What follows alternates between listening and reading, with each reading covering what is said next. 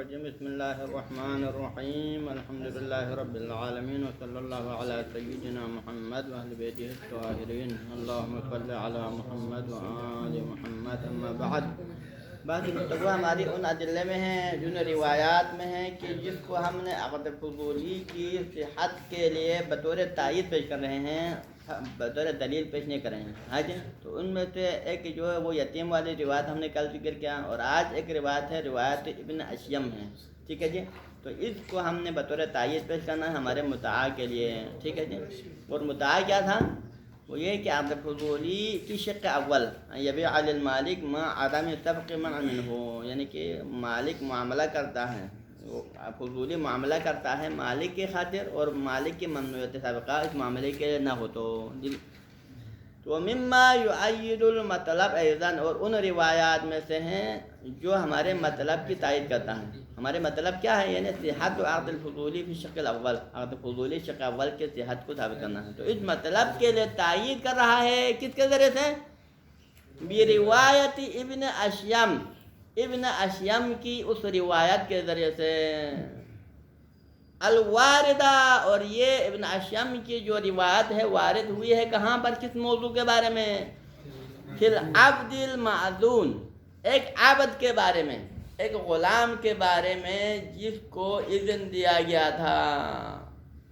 اب یہاں پر میرے خیال میں مطلب یہ ہے کہ اس کو اس کے جو ہے پہلے اصل مالک نے، ایک بندے نے اس کو معذون بنا دیا تھا، لیکن بعد میں پھر اس کا جو ہو جس نے اس کو اذن دیا ہے وہ مر گیا، اس کو ورثہ زندہ رہے، مراد یہ ہے یہاں. ٹھیک ہے جی، اور پھر یہ فضولی بن رہا ہے. وَإِلَّا خود ورثہ اگر باپ مرنے کے بعد ورثہ ڈائریکٹ اس کو معذون بنانے کے سامنے پھر یہ مسئلہ فضولی میں نہیں آئے گا. ٹھیک ہے، تو مطلب یہ ہے کہ اس کا مالک پہلے اس نے اس کو معذون بنا دیا تو پھر وہ چلا گیا. ٹھیک ہے، پھر عبدی، اس عبد کے بارے میں ہے یہ روایت، المعذون جس کو اذن دیا گیا تھا معاملہ کرنے کی، یعنی یہ کام جو اس کو سونپا گیا ہے، اس کام کو سونپا گیا ہے، اس میں اس کو معذون بنا دیا تھا. الذی دفع الیہ مال، اس کی طرف کوئی مال دیا گیا، اس کو کوئی مال دیا گیا. کیوں دیا گیا مال؟ لیشتری بہ نسمۃ، تاکہ تم اس مال سے ایک غلام، نسمہ کہتے ہیں غلام کو. ٹھیک ہے جی، نسمہ غلام، یعنی اس عبد معذون کو، یعنی غلام ہے لیکن معذون ہے، مالک نے اس کو معاملات کرنے کے لیے اس کو اذن دیا گیا تھا، پہلے سے اذن دیا گیا ہے، تو اس کو ایک مال دیا. کس کے لیے مال دیا؟ لیشتری بہ نسمۃ، تاکہ اس پیسے سے فرض کر اس کو 5 لاکھ دینار اس کے ہاتھ میں تھما دیا تھا، اور یہ کہا تھا کہ اس 5 لاکھ دینار سے تم نے کیا کرنا ہے؟ ایک غلام خریدنا ہے. ٹھیک، اس کے بعد کیا کرنا ہے؟ غلام، ہاں کون سا؟ نسمہ غلام کو کہتے ہیں، نسمہ غلام کو نسمہ بھی کہتے ہیں، جہاں غلام مراد ہے. ٹھیک ہے، نسمہ غلام ہے. لیشتری بہ نسمۃ، اس سے ایک غلام خریدے، ویعتقها، اور نسمہ کو، کنیز نے غلام ہے، نسمتاً یہ لفظ مؤنث ہے لیکن کنیز نے غلام مراد ہے. ٹھیک ہے جی، نسمہ کی مؤنث ہونے سے آپ کنیز نہ سمجھے بلکہ غلام ہے، لیکن لفظ یہ مؤنث لفظی ہے. ٹھیک ہے، مؤنث حقیقی نہیں ہے. سمجھ میں آ رہا ہے؟ کنیز نہیں ہے، غلام ہے. نسمہ غلام کو کہا جاتا ہے، کنیز کو نہیں کہا جاتا ہے. تو لہذا یہاں ایک غلام خریدنے کے لیے اس کو پیسہ دیا تھا، اس کو مال دیا تھا، لیشتری بہ نسمۃ، اس سے غلام خریدیں. اس کے بعد کیا کرے؟ وَيُعْتِقُهَا، اور اس کو آزاد کرے. یہاں ہاں کی ضمیر اسی لفظی تانیث کو ذکر کیا گیا ہے، یہاں اس کو مؤنث ضمیر مؤنث کی طرح پلٹا ہے، لیکن مؤنث حقیقی کی طرح نہیں، مؤنث لفظی ہے اس وجہ سے. ٹھیک ہے جی، ہاں کی ضمیر اس طرح پلٹا ہے. ہاں جی، وَيُحِجُّهُ، دیکھو یہاں پر مؤنث کیا مذکر آیا جائے. ٹھیک ہے جی، ضمیر مذکر کا ہے. وَيُحِجُّهُ عَنْ أَبِيهِ، اور اس کو حج کرائے اس کے باپ کی طرف سے. اس کو پیسہ دیا تھا، کیا؟ عبد معذون کو پیسہ دیا کہ اس پیسے سے 5 لاکھ دینار سے تم نے ایک غلام خریدنا ہے، اور اس کے بعد اس غلام کو کیا کرنا ہے؟ اس غلام کو خریدنے کے بعد آزاد کرنا ہے. اس کے بعد کیا کام اس سے لینا ہے؟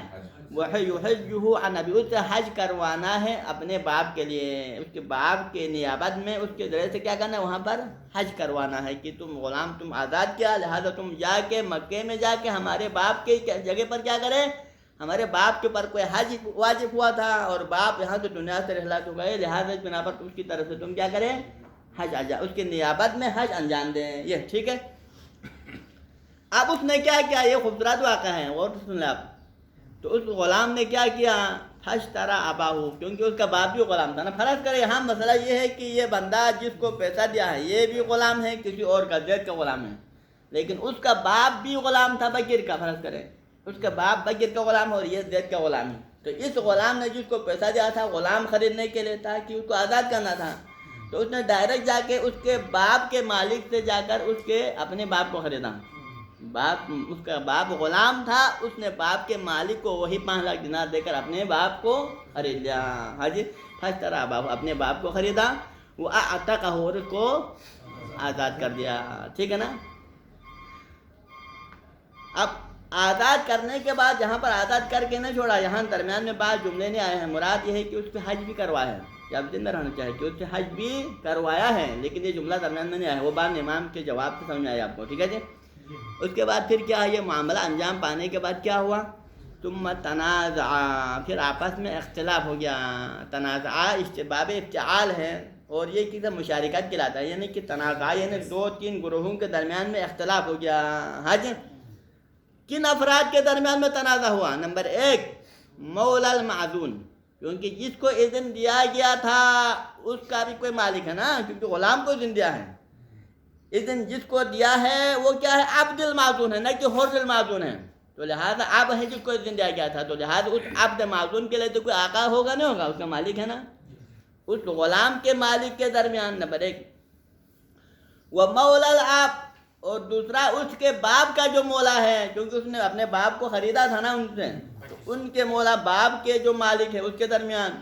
اور تیسرا وہ ورثۃ الدافع، اور جن افراد نے اس معزون کو پیسہ دیا تھا، جن لوگوں نے اس غلام کو کیا دیا تھا، پیسہ دیا تھا کہ اس سے تم ایک غلام خریدے اور اس کو آزاد کر کے ہمارے باپ کی طرف سے حج کروائیں، تو ان کے ورثہ، اس کے ورثہ کے درمیان میں اختلاف ہوا. دافع یعنی مطلب ورثۃ الدافع کا مطلب کیا ہوا، دفع کرنے کے بعد وہ دنیا سے رحلت ہو گیا. اس جملے سے آپ کے ذہن میں کیا آتا ہے، یعنی غلام کو پیسہ دینے والا وہ ورثہ نہیں تھا، بلکہ اس کے ورثہ کی، فرض کر اس کے باپ نے اس کو پیسہ دیا تھا اس کے باپ کے لیے حج کرانے کے لیے. تو اس غلام کو پیسہ دینے کے بعد پیسہ دینے والا نہیں رہا، پیسہ دینے والا اس کے بعد مر گیا ہے، لیکن ابھی ان کا ورثہ زندہ ہے. تو لہذا دافع کے ورثہ کے درمیان، خود دافع کے نہیں ہے یہاں پر تنازع، خود دافع اور ان کے درمیان میں نہیں ہوا ہے، بلکہ دافع کے ورثہ اور ان دونوں کے درمیان میں ہوا. تو آپ کو یہ نظر لینا چاہیے کہ دافع کوئی اور تھا جو اس کے بعد مر گیا تھا، اور بعد میں ابھی ورثہ زندہ ہے، تو ورثہ نے وہاں پر کیا کیا، اختلاف کرنا شروع کیا. سمجھ میں آ رہا ہے؟ یہ عبارت کو سمجھنے کی ضرورت ہے.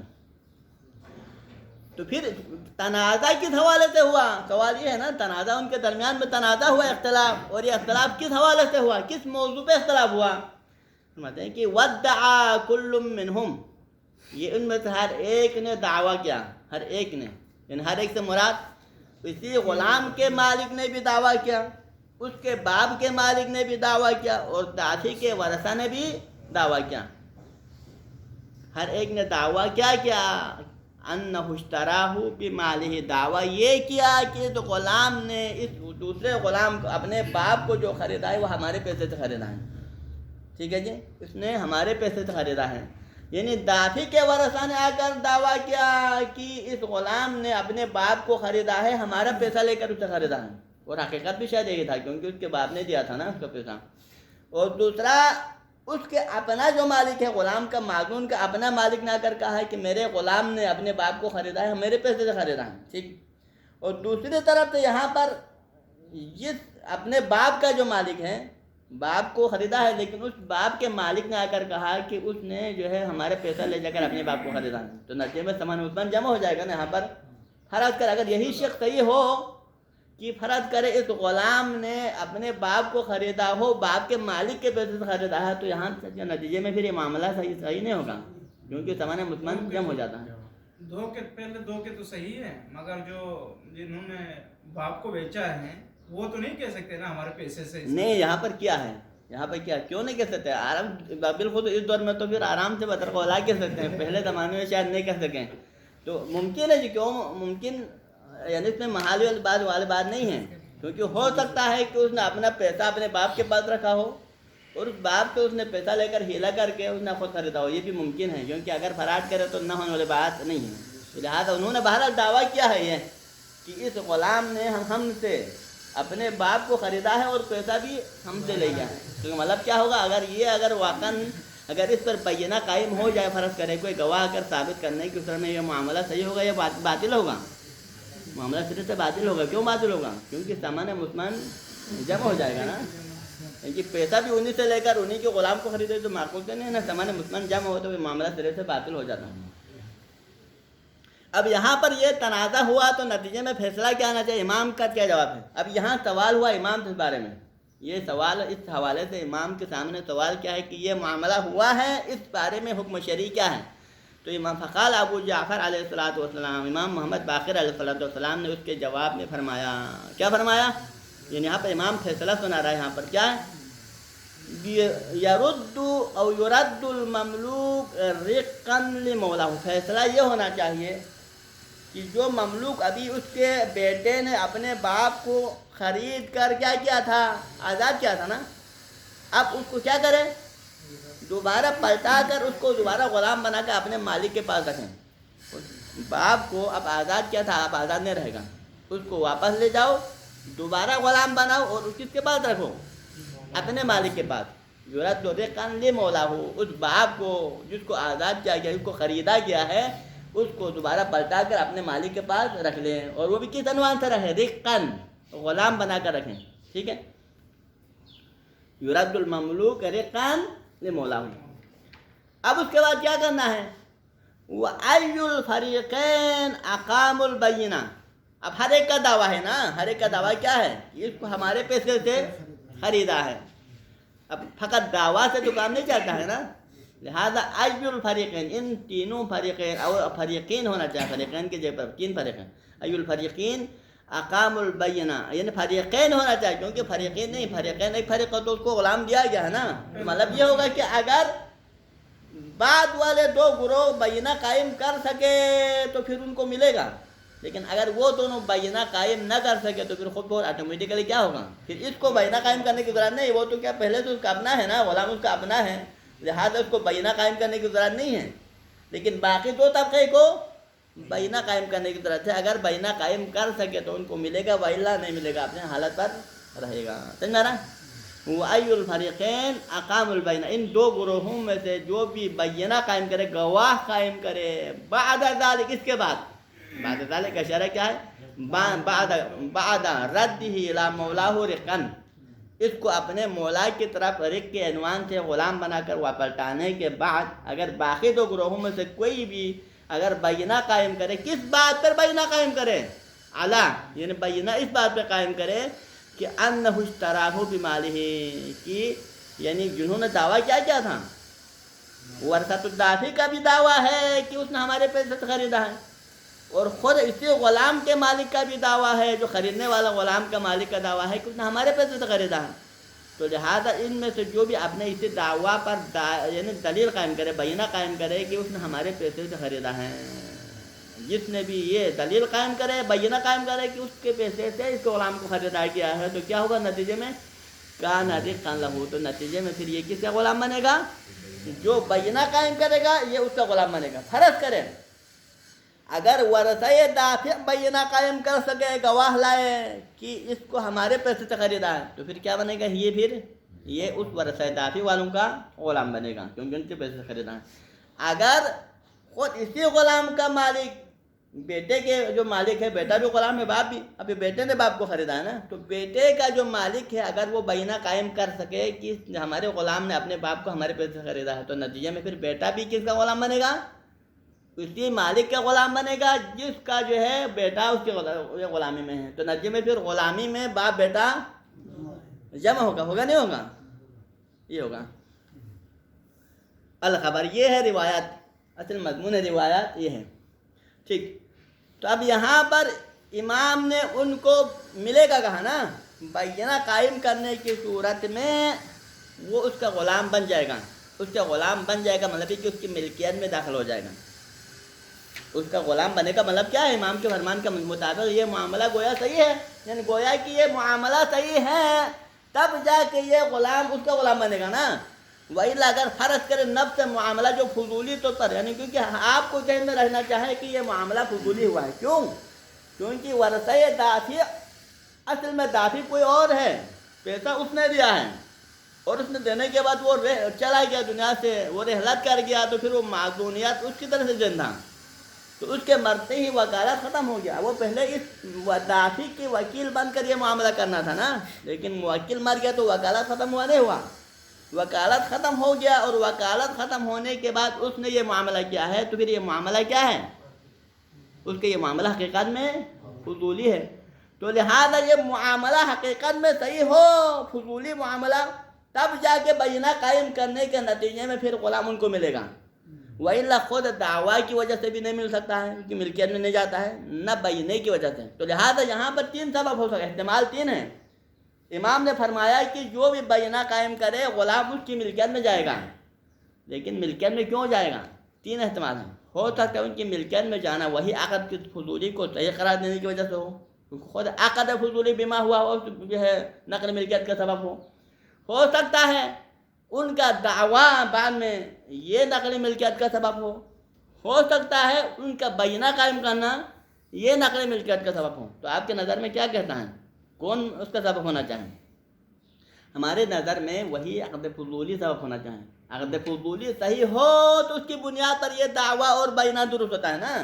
اگر سرے سے پہلے والا عقد فضولی ہی باطل قرار دینے کی صورت میں پھر نہ ان کا بینہ کام آتا ہے نہ ان کا دعویٰ کام آتا ہے، پھر معاملہ پہلے سے ہی ختم ہو جاتا ہے. تو لہٰذا فثبت المطلوب کیا عقد فضولی صحیح ہو سکتا ہے. ٹھیک ہے نا، یہ ہے. تو لہٰذا بناء علی، اب یہاں پر یہ ہمارے مطلب کی تائید کرتا ہے. کیوں تائید کرتا ہے؟ یہ تائیدیت کی وجہ کیا ہے، تقریب استدلال کیا ہے؟ یہ ہے کہ انہو لولا کفایت الاشتراء بعین المال، اگر خود نفس اشتراء فضولی، یہاں پر شراء فضولی ہوا ہے، بیع فضولی نہیں ہوا ہے، بلکہ کیا ہوا ہے؟ شراء فضولی ہوا ہے. کیونکہ اس نے پیسے سے یعنی بغیر اذن، اصل مالک تو پیسے کا بھی کون ہے؟ ورثہ ہے. کیونکہ مالک تو مر گیا نا، تو ورثہ کی پیسے سے خریدا ہے، تو ورثہ نے تو اس کو اذن نہیں دیا ہے، لہذا معاملہ کیا ہے؟ فضولی ہے. تو یہ شراء فضولی بذات خود جو معاملہ ہے، اگر یہ شراء فضولی جو کہ عین مال سے ہوا ہے، اگر یہ کافی نہ ہو، کس کے لیے کافی نہ ہو؟ فی تملک المبیع، اس مبیع کا ان افراد کی ملکیت میں جانے کا. کب؟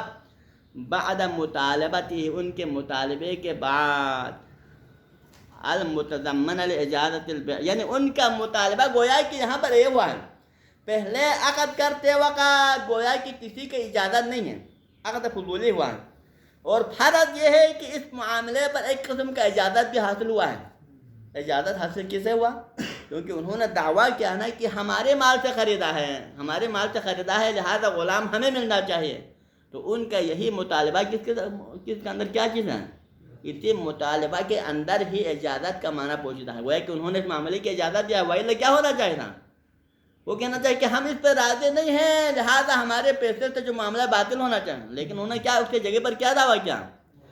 یہ ہمارے پیسے سے خریدا ہے، لہذا اس کو ہمیں ملنا چاہے، ہمارے ملکیت میں آنا چاہے. تو لہذا ان کا یہی اپنی ملکیت میں لانے کا مطالبہ کرنا خود اجازت کا معنی رکھتا ہے. تو وہ انہوں نے اجازت دیا ہے، معاملہ فضولی تو انجام پایا ہے اور بعد میں انہوں نے اجازت بھی دیا ہے. ٹھیک.